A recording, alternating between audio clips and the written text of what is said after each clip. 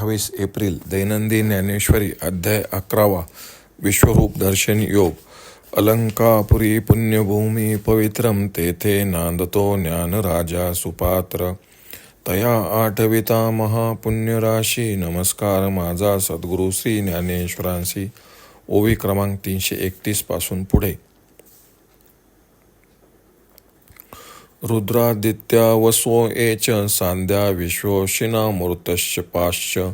गंधर्व यक्षासुरसिद्ध संगा विशंते त्वा विस्मिताश्चैव सर्वे. हे रुद्रादित्यांचे मेळावे वसुहन साध्य आगवे. अश्विनी देव विश्वदेवे विभुवे वायुवे हे जी. अवधारा पितरहन गंधर्व पैल यक्षरक्षो गण सर्व. जी महेंद्र मुख्य देव का सिद्धाधिक. हे आगवेची आपल्या लोकी सातकटीत लोकी. हे महामूर्ती दैविकी पाहत आती. मग पाहत पाहत प्रतिक्षणी विस्मित होनी अंतःकरणी. करीत निज मुकुटी ओवाळणी प्रभूजी तुझ. ते जय जय घोष कलरवे स्वर्ग गाजविता ती आगवे. ठेवीत ललाटावरी भरवे कर संपुट. तिये विनय द्रुमाची आरवी सुरवाडली सात्विकांची माधवी. म्हणून कर संपुट पल्लवी तू होतासी फळ. रूपम महंते बहुवक्र नेत्रम महाबाहो बहुबाहुरूपादमं. बहुदरम बहुद्रष्टा करलम दृष्ट्वा लोका प्रवर्तितास्तताहम. जी लोचना भाग्य उदेले मना सुखाचे सुयाने पाहिले. जे अगाध तुझे देखिले विश्वरूपही. हे लोकत्रय व्यापक रूपडे पाहता देवाचीही वचक पडे. याचे सन्मुख पण जोडे भलतयाकडून. ऐसे एकची परी विचित्रे आणि भयानके वक्रे. बहुलोचन हे सशस्त्रे अनंत भुजा.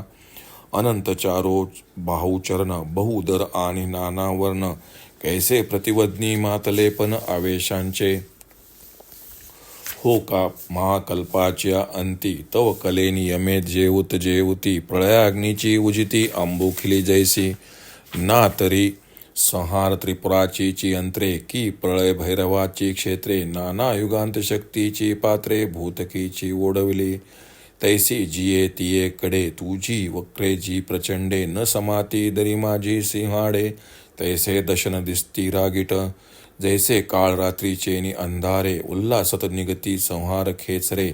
तैसिया वदनी प्रळय रुधिरे काटलिया दाढा. हे असो काळे अवंतले रण का सर्व संहारे मातुले मरण. तैसे अतिभिंगुळवाने पण वदनी तुझे. हे बापुडी लोकसृष्टी मोठकिये विपायली दिठी. आणि दुःख कालिंदीची तटी झाड होऊन ठेली.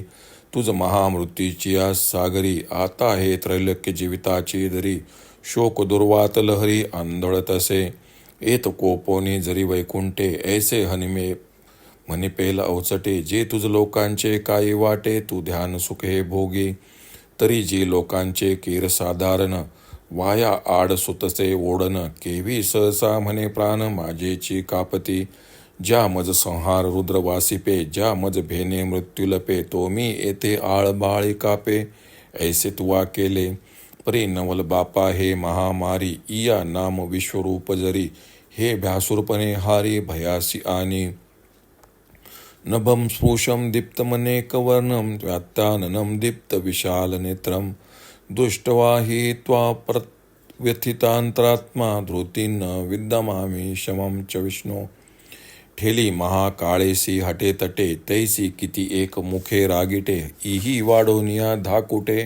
आकाश केले गगनाचेनी वाडपणे नाकळे. त्रिभुवनाची वारियान वैटाळे. याचेनी वाफा अंगी जळे. कैसे धडाडीत असे तेवीची एक सारिके एक नोहे. येत वर्णा वर्णाचा भेदू आहे. हो का जे प्रळय साववला आहे वन्नियाचा.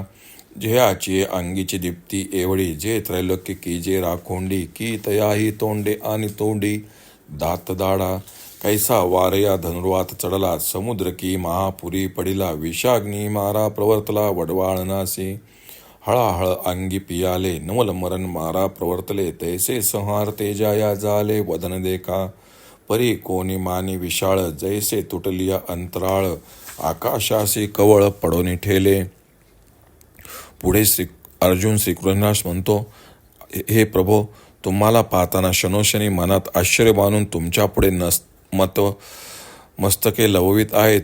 ते सर्व मधुर शब्दांनी स्वर्गात तुमचा जय जयकार करीत आहेत व जोडलेले हात मस्तकावर ठेवून तुम्हाला नमस्कार करीत आहेत. त्या देवांच्या नम्रतारूपी वृक्षांच्या बागेत अष्टसात्विक भावरूपी वसंताची अनुकूलता लाभली, म्हणून त्याच्या जोडलेल्या हातरूपी पालवीला तू फलरूपाने प्राप्त झाला आहेस. जणू काय त्यांच्या डोळ्यांचे भाग्यच उदयास आले व तुमचेही आगात विश्वरूप पाहून त्यांच्या मनाला आज सुखाचा चांगला दिवस उगवला.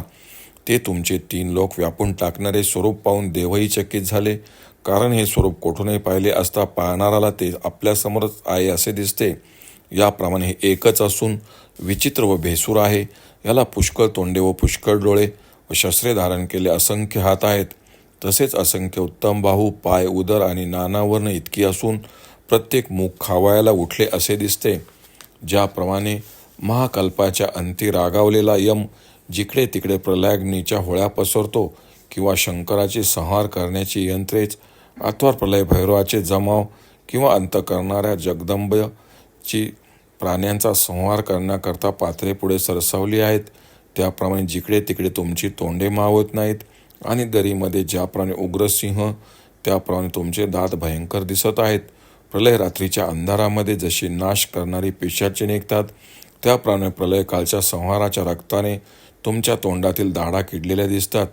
फार काय सांगावे, काळाने जसे युद्धाला आमंत्रण द्यावे किंवा सर्व संहारकाली जसे मरण वाजून राहावे, त्याप्रमाणे तुमच्या मुखामध्ये अत्यंत भयंकरपणा दिसतो आहे. त्या बिचारा जगाकडे किंचित नजर टाकून पाहिली तेव्हा ते दुःखमय अशा यमुना नदीच्या काठावरील झाडाप्रमाणे उभे असलेले दिसले. तुमच्या या महामृत्यूरूपी समुद्रात जगताचे आयुष्य हीच कोणी नाव शोकरूपी तुफानाने हेलकावत आहेत. देवा, कदाचित रागावून तुम्ही म्हणाल, तुला लोकांच्या भीतीबद्दल वाटाघाटी करण्याचे कारण काय? तू जे आता विश्वरूप पाहिलेस त्याचे मनात ध्यान करून सुखाचा उपभोग घे. तर लोकांच्या भीतीचा फक्त आडपडदा आहे. खरे पाहता माझीच भीतीने पाचावर धारणा बसली आहे. माझे धैर्य काय सांगावे? ज्या मला प्रलयकालाचा रुद्र भीतो, माझ्या भीतीने रुद्र लोप पावतो, तोच मी अंतर्बाय तुमचे रूप पाहून थरथर कापत आहेत. अशी तुम्ही माझी अवस्था करून टाकली आहे. परंतु पहा, या महामारीला जर विश्वरूप म्हणायचे तर बापा हे आश्चर्यच आहे. ही महामारी आपल्या भेसूरपणाने भयालय मागे हटवते. कित्येक रागीट मुखटे जणू काही महाकाळाबरोबर पैजेने लढतायत व त्यांनी आपल्या मोठेपणाने आकाशास लहान केले आहे.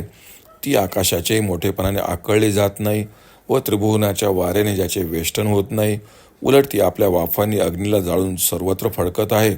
त्याचप्रमाणे ती एकसारखी एक नसून प्रत्येकात रंगरूपाचा भेद आहे. फार काय सांगावे, प्रलयकालीन अग्निसुद्धा त्या मुखांची मदत घेतो. त्याच्या अंगचे तेज एवढे आहे की ज्याने त्रैलोक्याचे राखुंडी होते त्यातही तोंडे आहेत आणि तोंडात दाढाही आहेत. त्या पाहून असे वाटते की काय वाऱ्याला धनुर्वात झाला किंवा समुद्राच महापूर येऊन तो मर्यादा सोडून वाहू लागला, अथवा वडवाळणाच्या मदतीने विश्वरूप अग्नीस मारण्यास आला आहे, किंवा कालकूट विषय अग्नीने घ्यावे अथवा मरण हेच मारण्यास उद्युक्त व्हावे. त्याप्रमाणे या विश्वाचे तेज प्रखर असून त्याला आणखी तोंडेही आहेत. परंतु ती तोंडे किती मोठी आहेत म्हणाल तर आकाश मध्येच तुटून त्याला खिंड पडावी तशी, असे अर्जुन श्रीकृष्णास म्हणतो. ओम श्री रुक्मिणी पांडुरंगाय नमः. ओम श्री ज्ञानराज माऊली नमः.